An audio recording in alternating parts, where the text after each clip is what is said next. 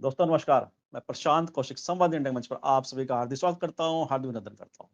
आप सभी जानते हैं कि बिहार में सत्ता समीकरण साधने की कवायद में बीजेपी और जेडीयू लग गए हैं और क्योंकि बहुमत बेशुमार बहुमत वहाँ उन्हें मिला है, उनके मन मुताबिक बहुमत वहाँ उन्हें प्राप्त हुआ है।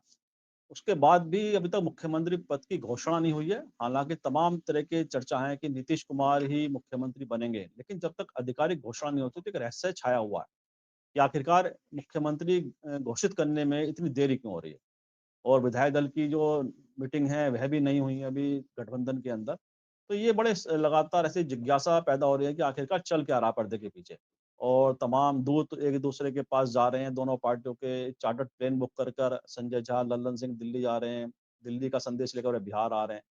तो ऐसे में बात ये है कि अगर नीतीश कुमार और अमित शाह दोनों बैठ के बात क्यों नहीं कर लेते हैं? क्या एक जो सत्ता की चौसर है उस पे दोनों के बीच सहमता खेल जा रही है? कि सत्ता का जो कंट्रोल सिस्टम है, सत्ता की जो मजबूत पकड़ हो किसके हाथ में रहे? मुख्यमंत्री कौन बने? स्पीकर कौन बने? गृह मंत्री कौन बने? ये तमाम ऐसे सवाल हैं जो राजनीतिक गलियारों में चर्चा का विषय बने हुए हैं। इन्हीं से बातों पर चर्चा करने के लिए हमारे साथ देश के बहुत ही वरिष्ठ राजनीतिक विशेषज्ञ इस चर्चा में शामिल हैं। उनका परिचय आप सभी से करा देता हूँ। मैं प्रफुल्ल कोलखान जुड़ गए हैं, बहुत-बहुत स्वागत करता हूँ, बहुत अभिनंदन करता हूँ। बिहार की राजनीति को बखूबी जानते हैं प्रफुल्ल जी। और क्या लगता है प्रफुल्ल जी आपको बिहार की राजनीति जिस दिशा में हमें जाती दिखाई देती है, मतलब स्पष्ट बहुमत है, बेशुमार बहुमत है कि ऐसी बहुमत की कल्पना सपने में आदमी करता है कि इतना तगड़ा मुझे बहुमत मिल जाए, राजनीतिक दल और वो प्राप्त हो। उसके बावजूद भी ऐसा लगता है कि शह-मादा खेल बीजेपी, जेडीयू के बीच जारी है कि कौन कंट्रोल सिस्टम किसके पास रहे, किसके हाथ में सत्ता की पकड़ चाबी बनी रहे। क्या लगता है आपको? जी नमस्कार सभी को। इसमें ये सत्ता का स्वभाव है जी, जी। और इसमें खींचतान तो लगा रहता है और बेशुमार इनका बहुमत है। 160 में तो दो तिहाई बहुमत होता है, उससे भी ज़्यादा है। बिल्कुल, तो बिल्कुल। अब इनका बहुमत का रेट अगर आप देखेंगे कि इनका बहुमत 243 का हमारा सदन है, उसमें 202 इनका ये है, क्या उसको बोलते हैं, कैपेसिटी है। तो 83-84% इनका इनकी जीत है। बिल्कुल, बिल्कुल। तो इतने बहुमत से तो जब राजीव गांधी बनाए थे तो आपको मालूम है कि हमारा जो संसद का ये था कि 414 उनको शायद सीट था, जी, वन जी। 414 और 543 का हाउस था। तो वो भी लगभग 76%, इतना नहीं था। 77% के आसपास था पूरे इसका, कांग्रेस का। इनका भारतीय जनता पार्टी का तो सक्सेस रेट इंडिविजुअली तो ज़्यादा है, लेकिन कुल मिलाकर के 83-84% आपका सक्सेस रेट। लोकतांत्रिक पद्धति से हुए चुनाव में इस प्रकार का की सफलता जब एक आकस्मिक कहीं होती नहीं है। बहुत बिरला उदाहरण होगा दुनिया के इतिहास में, लेकिन अगर हो भी तो वो भी तो एक जगह वो मुश्किल सी चीज है। हाँ, वो अभी हो नहीं पाता है। तो उसमें दिक्कत ये है कि एक कॉल आ गया था, एक सेकंड रुकिए। तो हाँ, तो मैं ये बता रहा था कि दुनिया के इतिहास में ऐसा होता नहीं है। ऐसा होता नहीं है तो लेकिन हुआ। जहाँ लोकतांत्रिक सत्ता होता भी है तो कोई बहुत बड़ी घटना अगर हो जाती है तो ऐसा होता है। जैसे सिटिंग प्रधानमंत्री की हत्या हो गई थी असेसिनेशन के समय में, कि हम चर्चा कर रहे थे जब राजीव गांधी को बहुमत मिला था तो उस दौर में, तो वह तो बहुत बड़ी घटना थी। तो ऐसी कोई घटना हुई नहीं है, सब कुछ सामान्य चल रहा था और अचानक कितना सक्सेस रेट हो गया। तो जाहिर है कि ये इसके पीछे कोई कहानी होगी। तो इसमें जब सत्ता षड्यंत्रों के बल पर हासिल होती है, आप समझ रहे हैं, सत्ता जब षड्यंत्रों के बल पर हासिल होती है तो उसमें इस तरह के खुरापात तो होते ही हैं। वैसे किसी भी बल पर हो, सत्ता का हासिल होने में राजतंत्रों में तो षड्यंत्रों की कथाई होती थी, अंतःपुर की घटनाएं होती थी। लोकतंत्र भी उससे बाहर नहीं निकला, लेकिन लोकतंत्र में षड्यंत्रों की कथा का स्वरूप कुछ भिन्न होता है, उसके थीम कुछ भिन्न होते हैं, लेकिन होते हैं छोटे मोटे षड्यंत्र होते हैं, लेकिन बड़े स्तर पर इस तरह की बात नहीं होती है। तो इसलिए सत्ता में खींचतान तो सत्ता की राजनीति में खींचतान तो लगा ही रहता है। अब नीतीश कुमार जी की घोषणा क्यों नहीं हो रही है? क्योंकि पहली बात तो ये कि लोगों को संदेह है कि मुख्यमंत्री पद का फैसला हो गया क्या। इसमें कई लोगों का मानना है कि हाँ, मुख्यमंत्री पद का फैसला हो गया। अभी भारतीय जनता पार्टी नीतीश कुमार जी को ही अपना मुख्यमंत्री बनाने के लिए तैयार है, ऐसा लोगों को का मानना है। लेकिन उसमें और भी कई पेच है, जैसे स्पीकर का मामला क्या होगा, विभिन्न मंत्रालयों में कौन होगा। जैसे कुछ जो महत्वपूर्ण मंत्रालय होते हैं, जैसे हुआ गृह मंत्रालय हुआ, आपका वित्त मंत्रालय हुआ, तो पीडब्ल्यूडी हुआ, ऐसे कई, हेल्थ हुआ, ऐसे कई जो कमाऊ विभाग होते हैं और नियंत्रणकारी विभाग होते हैं, उसका बंटवारा कैसे क्या होगा। फिर अभी नई चलन में बात है उप मुख्यमंत्री। उप मुख्यमंत्री एक पॉलिटिकल अरेंजमेंट है, तो उसमें उनका क्या होगा, कौन लोग बनेंगे, किस समुदाय से बनेंगे। और इस बार जिनका सोशल कंपोजिशन बना है, तो सोशल कंपोजिशन के हिसाब से हम देखेंगे तो हमें काफ़ी अद्भुत तो परिवर्तन तो लगता ही है, दिखता ही है कि परिवर्तन इनके यहाँ ये ज़बरदस्त हुआ है। उस परिवर्तन में अगर हम इनकी गणना की बात देखें तो मुझे लगता है कि काफ़ी कुछ ऐसा है जो आपको अनएक्सपेक्टेड है। अनएक्सपेक्टेड है कहने का मतलब ये है कि 35 लगभग इसमें क्षत्रिय चुनाव जीत करके आए हैं, लगभग 35 जीत करके आए हैं, और उसका 28-30 ये सवर्णों का इसमें बढ़त है।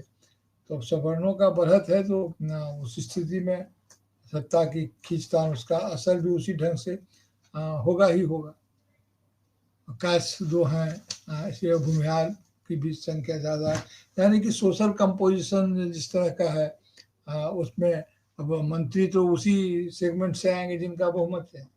तो ये कई तरह की चीज़ें एडजस्टमेंट है उसमें। यह कोई इतनी बड़ी बात नहीं है कि इसको लेकर के लोग परेशान हो, ये हल हो जाएंगे। ये ऐसे मामले नहीं है, इसको हल कर लेंगे लोग। मामला सिर्फ ये है कि जनता को क्या हासिल होना है। अगर मान लीजिए बिना किसी शोर शराबे के और आपस में सब कुछ गुडी गुडी हो जाता, सहमति से ही सरकार बन जाती, सारी घोषणा हो जाती, तो फिर सवाल ये नहीं कि सरकार कैसे बनी, सवाल ये कि सरकार कैसी बनी। तो इसलिए अभी देखिए, इंतजार कीजिए इसका। अब फिर लोगों के लिए क्या होता है। अभी कल प्रशांत किशोर ने ठीक ही कहा कि जिस तरह के वायदे किए हैं आजीविका दीदी या जीविका दीदी के मामले में या अन्य मामलों में भी, उन वायदों को पूरा करें।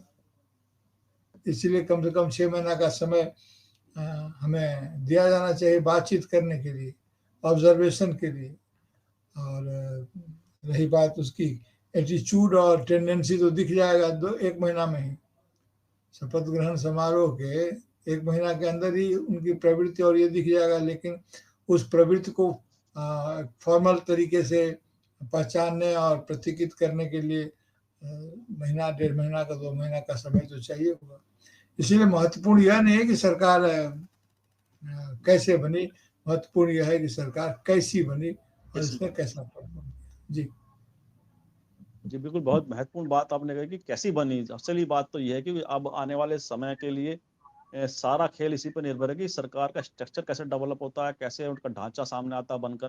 क्योंकि आम जनता से जो वादे किए हैं, जो तमाम बातें आम खासतौर से महिलाओं को लेकर जो प्रॉमिस थे कि 2 लाख रुपए तक का उन्हें दिया जाएगा, उनके खातों में राशि भेजी जाएगी काम करने के लिए, तो वो कब तक होगा? क्योंकि बजट जितना है बिहार का और जितना ये पूरा इसको जो इसके फिगर है जो बता रहे हैं लोग, तो इतना मतलब बिहार कैसे झेल पाएगा पूरी इस आर्थिक चुनौतियों को?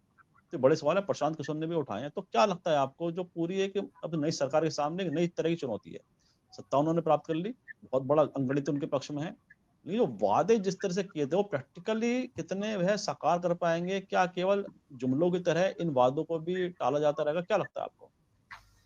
देखिए, सरकार एक अलग चीज है। हम सरकार की बात कर रहे हैं तो सरकार एक अलग चीज है। तो सरकार का तो होना है, सवाल यह है कि सरकार के बनने के बाद का कि राजनीतिक परिस्थिति कैसी होगी, क्योंकि सरकार तो ठीक है, सरकार तो व्यवस्था है, तो भाई इसमें सरकार तो होनी है, लेकिन सरकार जैसी परफॉर्म करे उसका अपना एक लोगों पर प्रभाव पड़ेगा, लेकिन पूरी राजनीति पर कैसा प्रभाव पड़ेगा, देखने की बात, देखने की दिलचस्पी यह अधिक महत्वपूर्ण होगी। वायदे तो क्या पूरा करेंगे ये इसका अंदाजा लोगों को आभास थोड़ा बहुत तो है ही, कोई आज पहली बार नहीं न बन के आए हैं।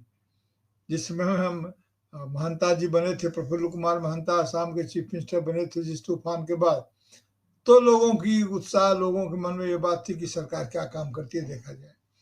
या जब इमरजेंसी विरोध के बाद जनता पार्टी सत्ता में आई थी, तब लोगों को लगता था कि देखा जाए कि इनकी प्राथमिकता क्या है, क्या ये करेंगे। ये सरकार तो अपने सातत्य में आ रही है ना, in continuity, party in continuity, leader in continuity. ठीक है कि संवैधानिक रूप से सरकार हमेशा इन कंटिन्यूटी ही रहती है, अपनी सरकार कभी भंग नहीं होती ना, सरकार का की सिस्टम, सरकार को चलाने की व्यवस्था में फेरबदल होता है, सरकार तो वही बिहार सरकार या भारत सरकार ही रहती है। लेकिन कोई ऐसी स्थिति होती है जिसमें बहुत सारी कंटिन्यूटी लॉस कर जाती है, जैसे लीडरशिप कंटिन्यूटी, जिसको बोलते हैं चेंज ऑफ गार्ड अगर हो जाता है तो, या लीडर्स का चेंज हो गया तो, कुछ पॉलिसी का हुआ तो, इसके तो कोई सीएमपी भी नहीं है, कोई कॉमन मिनिमम प्रोग्राम भी नहीं है, और जिसके तहत ये लगाया जाए।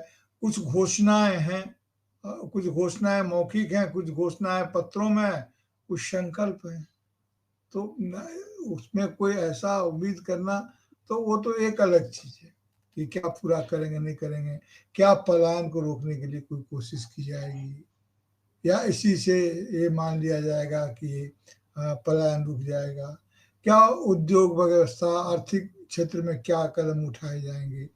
सब तमाम मसले हैं जो धीरे धीरे इन पर सरकार क्या रुख अपनाती है, लेकिन चूंकि ये सातत्य में है सरकार, को इसकी कंटिन्यूटी तो चेंज हो नहीं रही, इसीलिए अब 20-25 साल लंबी कंटिन्यूटी है। इसीलिए वो तो क्या करेंगे, तो पूत के पांव पालने में, यहाँ तो पूत पूरा मैदान दौड़ के आ गया है, पालने में ही नहीं है अब, तो जो भी हो, लेकिन फिर भी हाँ इंतजार तो करना चाहिए, इंतजार तो करना चाहिए। इसलिए मैं ये कहता हूं कि अब देखिए, हाँ राजनीति पर इसके जबरदस्त असर पड़ेंगे, पूरे देश की राजनीति पर इसका असर पड़ेगा। उस राजनीति में नीतीश कुमार जी की अब तक की जो हमारी धारणा थी, उसमें थोड़े से संशोधन की गुंजाइश हो गई। मैं ये मानकर चलता था कि ये सत्ता में सहयोगी हैं, राजनीति में विरोधी हैं। नीतीश कुमार जी और चंद्रबाबू नायडू के बारे में मैं खास करके ये कहा करता था कि सत्ता में सहयोगी हैं लेकिन राजनीति में विरोधी हैं। यही बात मैं चिराग पासवान या मांझी जी के बारे में नहीं कह सकता हूँ, या कभी कहा नहीं, इस तरह से सोचा नहीं, लेकिन नीतीश जी के संदर्भ में जरूर सोचा, चंद्रबाबू नायडू के संदर्भ में जरूर सोचा कि ये सत्ता में सहयोगी हैं और सत्ता प्राप्त करते हैं, लेकिन राजनीति में विरोधी है। अब सत्ता की सहयोगिता दीर्घकाल तक चले तो इनको राजनीतिक अनुकूलता भी इनमें पैदा हो गई लगती है। अब भाई जेडीयू अब क्यों कहा जाए कि प्रशांत किशोर बी टीम है, यही मान लिया जाए ना भाई कि जेडीयू ही भारतीय जनता पार्टी की बी टीम बन गई, क्या दिक्कत है मानने में। भाई जो बी टीम होती है वही ना होती है कि ए टीम को मदद करती है। जब टीम एक है तो आप कितने नंबर पर खेल रहे हैं इससे क्या फर्क पड़ता है, आप तो टीम भावना से खेल रहे हैं, दूसरे को युद्ध में जब आप शामिल हैं तो भाई मछली को, या आप शाकाहारी हैं मांसाहारी हैं, जो आपके मांसाहारी श्रोता होंगे उनको बुरा नहीं लगेगा, शाकाहारियों को लग सकता है, लेकिन मैं शाकाहारी में कहता हूँ कि सब्जी को किस गैस में पकाया गया या गोबर में, मैंने गोईठे में, लकड़ी में पकाया गया, उसमें कौन से मसाले डाले गए, पीस कर डाले गए या पाउडर डाले गए, घी में बना या तेल में बना, इस विवाद में सब्जी को क्या पड़ना है, सब्जी को इससे क्या फर्क पड़ता है ना भाई। तो उसकी क्वालिटी पर फर्क पड़ेगा तो ठीक है, लेकिन असल तो मामला है जो उनको खाएंगे उनका ना, उनकी रुचि के अनुसार बनेगा। तो वही मैं ये कह रहा हूँ कि आपकी योजनाओं का क्या बनेगा। आप एक ही टीम से जब खेल रहे हैं, पहले भी हमने घोड़े और रथ का उदाहरण दिया था, तो फिर आप एक ही टीम में है ना, आपको अलग क्यों, आपको क्यों नहीं टीम कमाए, किस नंबर पर आप खेलेंगे ये तो दूसरा मामला, लेकिन ये तय है ना कि खेलेंगे आप उनके तरफ से। तब ए टीम है कि बी टीम है कि सी टीम है, सिर्फ राजनीतिक मुहावरा है, अगर राजनीतिक मुहावरे का इस्तेमाल किया जाए तो आप उन्हीं को सत्ता में लाने के लिए या उनके साथ मिलकर के सत्ता में आने की बात सोचते हैं ना। और वो चूंकि बड़ी पार्टी है तो ये टीम कहलाएगी उसका। आज ये कहें कि पूरे भारत पर अगर सिर्फ भारतीय जनता पार्टी का तो शासन नहीं है, शासन में पूरे भारत पर शासन जेडीयू का भी है, चंद्रबाबू नायडू का भी है, भाजपा का भी है।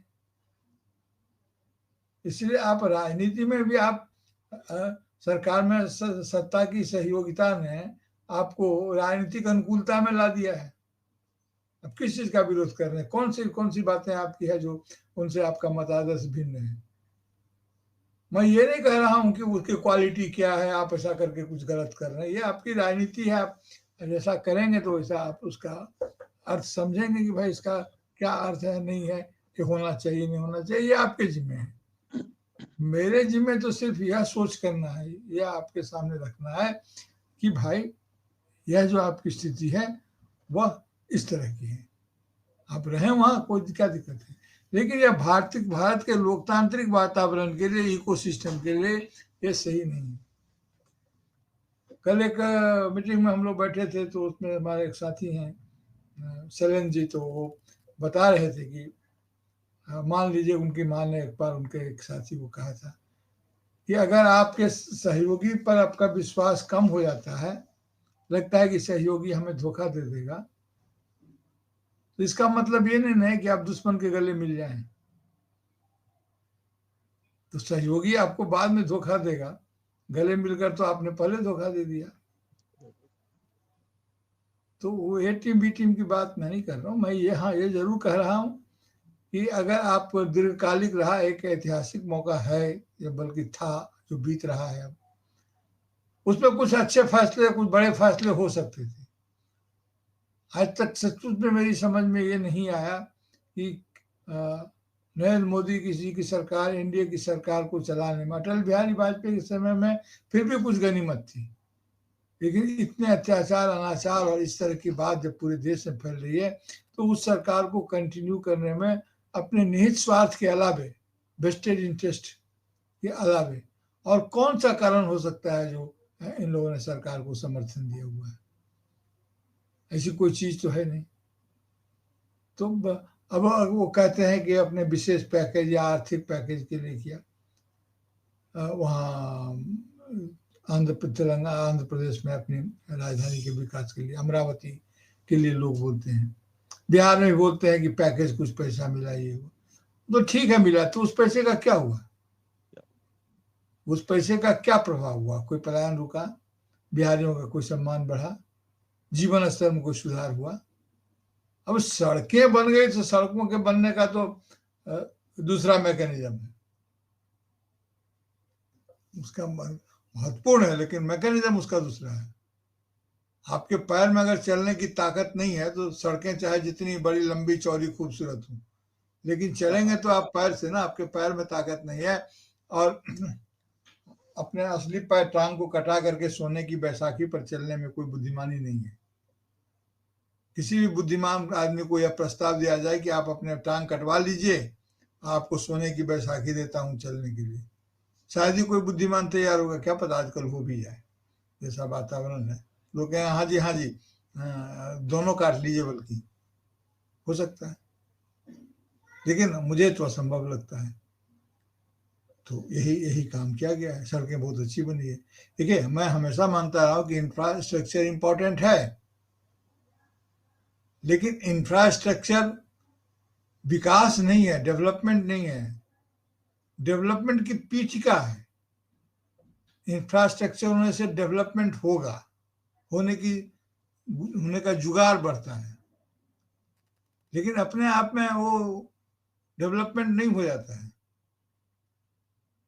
कुछ रोजी रोजगार होते हैं तो उसके जो एलाइड एक्टिविटीज गतिविधि होती है। मैं अक्सर लोगों को पूछता हूँ कि भाई आप का क्वालिफिकेशन क्या है? तो मान लीजिए कि जैसे कोई पूछता है तो बैचलर हम मास्टर ऑफ आर्ट्स हैं, एमए। हमने कहा तो क्या आप मास्टर ऑफ आर्ट्स हो गए हैं? तो बोले हाँ मैं तो पास कर गया हूँ। तो लेकिन बात यह है कि आप मास्टर ऑफ आर्ट्स हो नहीं गए हैं, आप होने के लिए क्वालिफाई किए हैं। तो ओलंपिक में जाने के लिए तो बहुत सारा आदमी क्वालिफाई, बहुत सारे खिलाड़ी क्वालिफाई करते हैं, तो सारे क्या विजेता हो जाते हैं? सारे क्या नहीं होते हैं। तो क्वालिफाई करना उस चीज के लिए, वहां से तो आपकी फॉर्मल रेस शुरू होती है। मास्टर ऑफ आर्ट्स बनने की आपकी कोशिश अब फॉर्मली एक्सेप्ट कर लिया गया कि आप कोशिश कर सकते हैं, भविष्य में आप हो सकते हैं। लेकिन हम लोग मान लेते हैं कि हाँ हम तो हो गए भाई, हम तो क्वालिफाइड हैं। हाँ, तो ये जो कई तरह की जो स्थितियां होती है वो यहाँ भी है। तो इसमें क्या कीजिएगा, ये तो होता है। हम जो आपको किसी भी यह भी समझते हैं कि जो हमारा जो इलेक्टोरल डेमोक्रेसी है उसको रिवोल्यूशनरी अप्रोच से नहीं दिखा सकता है। चुनावी लोकतंत्र को क्रांतिकारी दृष्टिकोण से विश्लेषित करने में कई दिक्कतें होंगी। हम इनसे क्रांति की उम्मीद तो नहीं करते ना, सब कुछ बदल देंगे। और इनफैक्ट आज किसी से भी उसकी उम्मीद नहीं कर रहे हैं। तो उसके साथ एक प्रैग्मेटिक पॉलिटिक्स का अप्रोच होना चाहिए। पॉलिटिकल प्रैग्मेटिज्म के लिए वहां जगह बनती है, राजनीतिक व्यवहारवाद के लिए वहां एक जगह बनती है, उपयोगितावाद के लिए एक राजनीतिक रेसिप्रोसिटी की बात बनती है, एक राजनीतिक लेन देन की बात बनती है, पारस्परिकता। तो पारस्परिकता अपना जितना संबंध बेहतर होगा उस पारस्परिकता में जनता का जो हित सज जाए वही बड़ी बात है। जैसे सत्ता अभी बनने दीजिए, सत्ता बने, सत्ता चले, लेकिन इसका जो विकास का व्याकरण है वो भिन्न प्रकार का है। और हम जिस उसमें सामाजिक न्याय के लिए कोई बहुत जगह नहीं है, उसमें गैर बराबरी से लड़ने का कोई संकल्प नहीं है, बराबरी के प्रति कोई आग्रह नहीं है। हाँ कि ये बराबरी हो, सभी आपाधापी में लगे हुए हैं, सभी फर्स्ट आने की कोशिश में लगे हुए हैं। कोई ये नहीं चाह रहा है कि हमारे साथ और 4 आदमी चलें। सब अकेले अकेले स्वर्ग जाते हैं, जुलूस बना करके स्वर्ग नहीं जाते हैं। आप महाभारत का प्रसंग लें तो जब अंत में सभी तो चले थे जुलूस बना करके, लेकिन तब मूर्छित हो गए, गिरते गए। अंत में धर्मराज युधिष्ठिर खुद पहुंचे वहां, और उनके कुत्ते को लेकर भी काफी विवाद हुआ। जितना विवाद अपने भाइयों को लेकर के उन्होंने नहीं किया था कि वे स्वर्ग क्यों नहीं जा रहे मेरे साथ, उतना विवाद अब ये कहते हैं कि वो धर्म का रूप था आदि आदि। तो मैं सिर्फ ये कहना चाहता हूँ कि स्वर्ग जाने की स्थिति जुलूस बना करके नहीं होती है। अकेले तो सत्ता के सुख को भी एक स्तर पर आके अकेले अकेले लड़ाई लड़नी पड़ती है। इसलिए हम उनसे क्या होंगे, ये तो उम्मीद करते नहीं को करेंगे। तो प्रैग्मेटिक अप्रोच यही है कि कुछ उनका भला करते रहे, हमें अपने जीने का किसी तरह जी लेने का हक हमको हासिल हो, बस उतना ही काफी है। हम भूखे पेट सो करके भी हमें सपनों का मजा लेने में कोई गुरेज नहीं है। हम भूखे पेट सो करके सपनों का मजा लेते रहे, इतनी ही छूट हमें मिले तो काफी है। लेकिन आप तो सपनों का मजा भी नहीं लेने देते हैं, और सपना भी ऐसा दिखाते हैं कि 250 में जाकर के 47 में जाकर के कुछ होगा। तो कहीं ना कहीं यथार्थ और सपने का जो सामंजस्य होना चाहिए वो नहीं होता है। यथार्थ की कोख से जो सपने पैदा होते हैं वे सभ्यता और संस्कृति में अधिक मूल्यवान, महत्वपूर्ण और प्रेरक होते हैं। जिन सपनों का जन्म यथार्थ की कोख से न होकर के सिर्फ भावुक सांद्रता के कोख से हुआ करती है, वह सपने तो सपने होते ही नहीं है। वो एक तरह से भ्रम होता है, अपने को मृग तृष्णा में फंसाए रखने का उपाय होता है। जी जी बिल्कुल सही बात कही आपने, सपने सपने ही होते हैं। अच्छा, एक फोटो और वायरल हुआ है, इसमें नीतीश कुमार अपने पुत्र के साथ गलबैयां करते नजर आते हैं। और क्योंकि नीतीश कुमार बड़ा अपना जो राजनीति का उनका इतिहास रहा है उसमें परिवारवाद से बच के रहे हैं, और उनका बेटा भी राजनीति से अलग ही रहा है। लेकिन अचानक से एक फोटो वकल वायरल होता है जिसमें दोनों पिता पुत्र गले लगे हुए हैं और बधाई भी दे रहे हैं, पुत्र ने बधाई दी पिता की जीत को। इसको क्या कुछ संकेत हैं इस फोटो के राजनीतिक तौर पर? क्या कुछ इसके मायने हैं? क्या समझते हैं आप? नहीं, संकेत तो हो ही सकते हैं। संकेतों की तो खासियत ही होती है ना कि हम उसको जैसे पढ़ना चाहें उसे पढ़ लेते हैं, पक्ष में भी विपक्ष में भी अपने मन के अनुसार निष्कर्ष निकाल लेते हैं। इसलिए जो संकेत हमें मनोनुकूल निष्कर्ष निकालने की जितनी सुविधा दिया करते हैं, वे संकेत उतने महत्वपूर्ण हो जाते हैं। जिन संकेतों से आप चाहे आपके पास वो वीडियो हो तो आप चला भी सकते हैं, आप कॉपीराइट वगैरह देख लीजिए, ना हो तो फिर कोई बात नहीं है। तो वो जो संकेत होते हैं वही संकेत महत्वपूर्ण माने जाते हैं जिनमें मनोनुकूलता के लिए भरपूर गुंजाइश होती है। आप अपने मनोनुकूल अर्थ निकालें, हम अपने निकालें। मुझसे निकालने के लिए कहेंगे तो मैं ये कहूंगा कि परिवारवाद से कौन मुक्त है? हम और आप सभी घूम फिर करके परिवार की चिंता से, परिवार के हित, परिवार के लाभ, परिवार के स्वास्थ्य की कामना करते हैं। और यह तो मानवीय पक्ष है ना भाई कि उन्होंने अपने पुत्र को गले लगाया या पुत्र ने उनको बधाई दी। तो क्या हम नरेंद्र मोदी जी के उस आदर्श का पालन करना चाहेंगे जिस आदर्श पर चल के उन्होंने अपने परिवार से अपने आप को अलग कर लिया था या परिवार को अलग कर दिया था? हम तो व्यक्तिगत नहीं होना चाहते, लेकिन फिर भी हम ये कहेंगे तो अपने पुत्र को गले लगाया तो क्या बुरा किया? इसमें तो कोई बुराई है नहीं। मैं सिर्फ ये कह रहा हूं कि इसका अर्थ राजनीतिक रूप से हो सकता है कि उनको सत्ता में लाना चाहते हैं, तो ले आए होते ना, उनको किसने रोका था? इतना दिन झिझके यही काफी है। और दूसरा है कि नॉर्मल होगा, तो उनकी इच्छा मात्र से वो आ जाएंगे, ऐसी बात नहीं। और अगर उन्होंने उनको राजनीति में लाने के प्रति कोई रुचि नहीं दिखलाई अब तक, तो उसके पीछे अपने कुछ भौतिक कारण होंगे। भाई अकारण तो कुछ नहीं होता है। और ये मान के चलना कि आप और हम किसी ऐसी स्थिति, ऐसी आदर्श स्थिति में है जहाँ इन सब का कोई महत्व नहीं है, बिल्कुल ऐसा तो मुझे नहीं लगता है कि बिल्कुल ऐसी कोई स्थिति हो। तो इसलिए मैं ये कह रहा हूँ कि वो तो ठीक है, इनका अपना वो पुत्र है तो उनको उन्होंने गले लगाया है तो अच्छी बात है, इसमें क्या है। जी जी, जी, जी। नहीं, बिल्कुल ठीक बात है। मैं उनका वो पुत्र है, पिता के आपस में खुशियाँ तो साझा करना स्वाभाविक बनता भी है इतनी बड़ी जीत के पश्चात। अच्छा, वो अगर बिहार की पूरी अगर राजनीति को समझें, इस समय कुछ चीज़ें ऐसे सामने आ रही हैं कि एक निर्दलीय दरभंगा से शायद निर्दलीय प्रत्याशी के तौर पर पुष्पा प्रियम चौधरी, पुष्पम प्रिया चौधरी एक कैंडिडेट थी। उनका वीडियो भी वायरल हुआ। मैं चेक कर रहा था उसे भी, शायद वो अपलोड नहीं हुआ।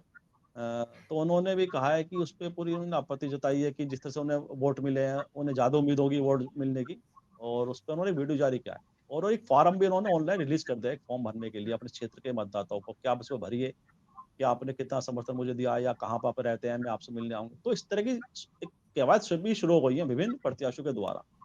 तो इसको किस तरह से आप देखते हैं? नहीं, तो उन्होंने जो कहा है उसमें जहां तक मुझे याद है, उन्होंने कहा है कि क्रम परिवर्तन हो गया है। जो उनका ऊपर नीचे कुछ हो गया, कहा गया था किसी क्रम में रहेगा फिर किसी क्रम में गया। उसको बोलते हैं कि जब लोड किया जाता है, सिंबल लोड किया जाता है तो क्या फाइल उसको बोलते हैं, SFP बोलते हैं सर।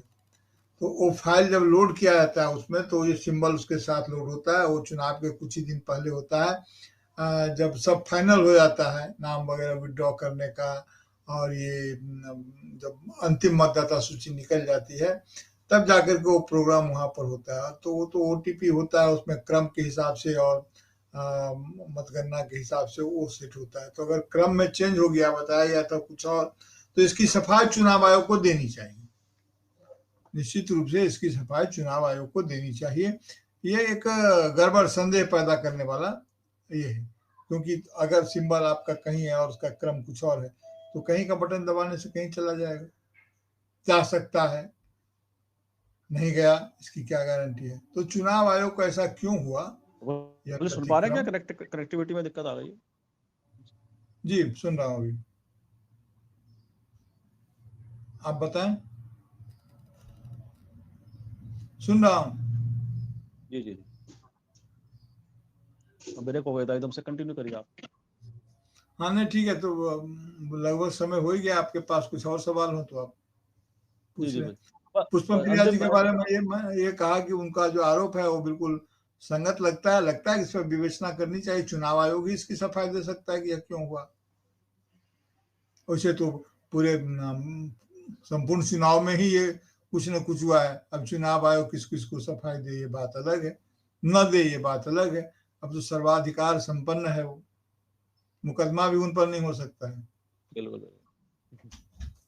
तो सबसे ज्यादा शक्तिशाली इसमें सबसे शक्तिशाली अगर देखें तो इलेक्शन कमीशन ही दिखाई देता है, सभी संस्थाओं से हाँ ऊपर, सभी सभी पूरे सिस्टम से ऊपर, क्योंकि उस पर ना कोई आप अदालत में ले जा सकते हैं, ना कोई बात कर सकते हैं। तो इतना शक्तिशाली बनाने के पीछे क्या उद्देश्य है? नहीं, ये कि तो जवाबदेही तो उद्देश्य तो इनको तो पहले जितनी शक्तिशाली ये बने थे, उनको तो इतनी इम्यूनिटी इसलिए दी गई थी कि ये स्वतंत्र और निष्पक्ष चुनाव सुनिश्चित कर सकें, सरकार के या सत्ता तंत्र के किसी दबाव में ना आए। लेकिन अभी जो हाल में दिया गया है, तो वो तो इनको दिया गया है कि विपक्ष के हर दबाव से या जनता के हर दबाव से मुक्त रखने के लिए किया गया है। क्योंकि अब ये सत्ता के पक्ष में शामिल हो गए हैं, तो सत्ता का दबाव इनके लिए दबाव नहीं, इनके लिए सबक हो गया है।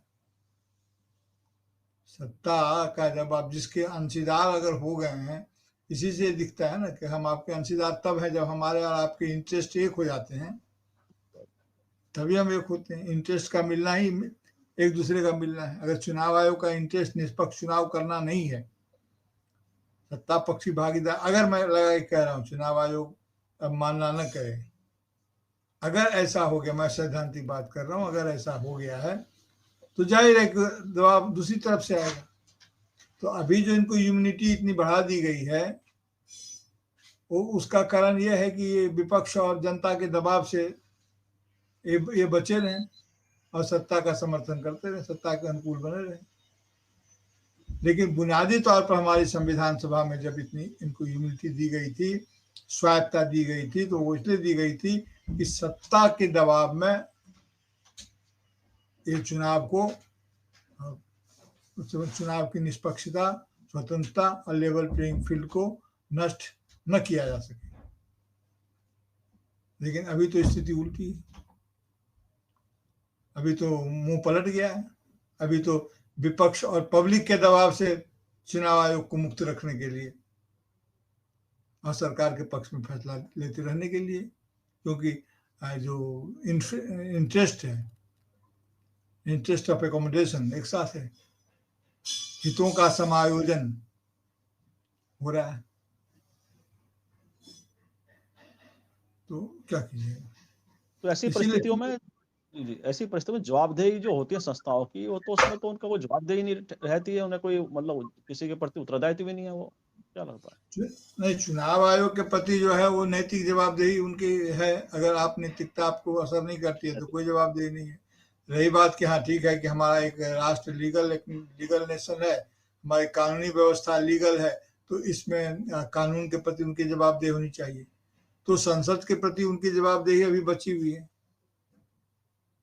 सारी इम्यूनिटियां जो है सो संसद के, इसकी संसद के अधीन है। कल को संसद कोई कानून बना देगा तो उनको मानना होगा। तो ऐसा नहीं, लेकिन मामला यह है कि संसद में जिसकी ताकत सबसे ज्यादा है, भाई उसी की सत्ता है ना, उसी की सेवा के अनुसार आप चल रहे हैं।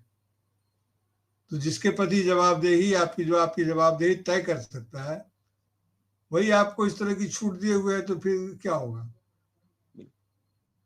भाई। आप अब पूरे हवा में ही अगर जहर हो जाए, पूरा हवा ही प्रदूषित हो जाए, तो हम योग करें या कुछ भी करें, हम सांस में तो हम वही हवा इनहेल करेंगे ना, भीतर तो वही हवा जाएगी ना। ठीक है।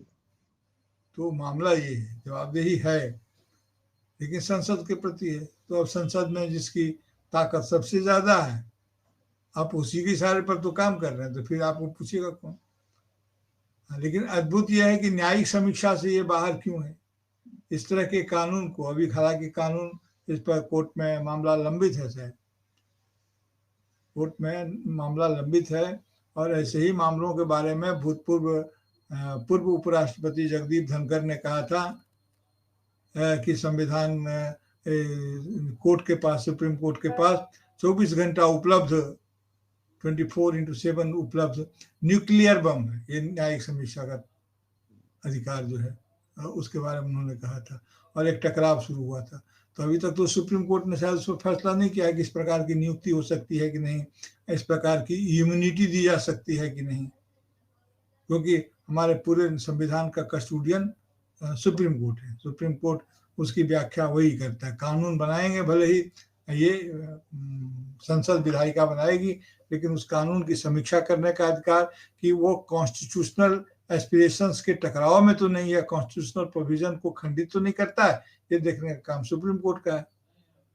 और सुप्रीम कोर्ट ने इसको नहा कहा है ना कहा है, तो सुप्रीम कोर्ट के कई फैसले के बाद इन्फेक्शस हो जाते हैं, समय बीत जाने के बाद उसका कोई खास मतलब नहीं रह जाता है। समय अगर समाप्त हो गया, समय रहते अगर कार्रवाई होती है तो उसका अर्थ होता है समय, ये सब कुछ बंधा हुआ, अगर समय पार हो गया फिर आपने फैसला दे दिया तो क्या होगा। भाई 5 साल तक कोई आदमी मुख्यमंत्री रह गया, शासन में रह गया, उसके बाद आप ये बता रहे हैं कि ये गैरवाजिब तरीके से रह गया, तो उसका क्या फायदा, 5 साल तो रह गया।